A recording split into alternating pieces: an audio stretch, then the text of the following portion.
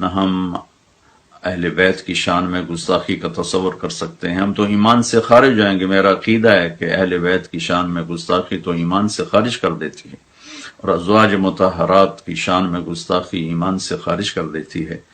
میں یہاں بہت افسوس کے ساتھ یہ بات کہتا ہوں، اور دینی حمیت، غیرت اور شرعی مسئلے کی وجہ سے میں اس کی وضاحت بے حد ضروری سمجھتا ہوں.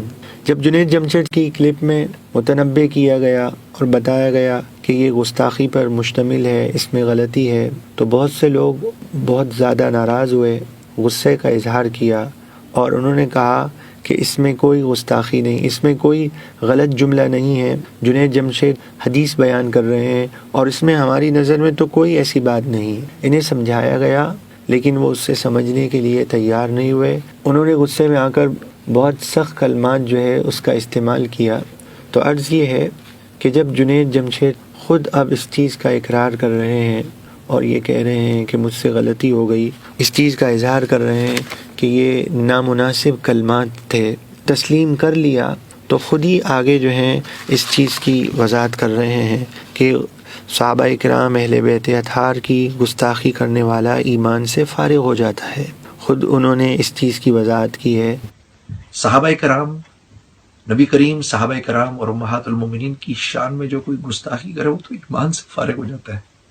تو شرعی مسئلہ یہ بتانا تھا کہ جب ان کی وضاحت کے مطابق وہ اسلام سے فارغ ہو جاتا ہے، تو جن لوگوں کو پہلے متنبع کیا گیا یہ گستاخی ہے، نامناسب کلمات ہیں، اور انہوں نے برملا اس کا انکار کر دیا، تو معاذ اللہ گویا اس نامناسب کلمات گستاخی پر یہ راضی رہے. اور شرعی مسئلہ یہ ہے کہ جو کفر پر راضی رہے، کفر اس کی طرف لوٹتا ہے. تو ایسے لوگ جو اس وقت اس سے گستاخی نہیں قرار دے رہے تھے، انہیں چاہیے انا کا مسئلہ نہ بنائیں، محض اللہ کی رضا کے لیے توبہ کریں، اور اگر وہ شادی شدہ ہیں تو وہ تجدید نکاح بھی کریں.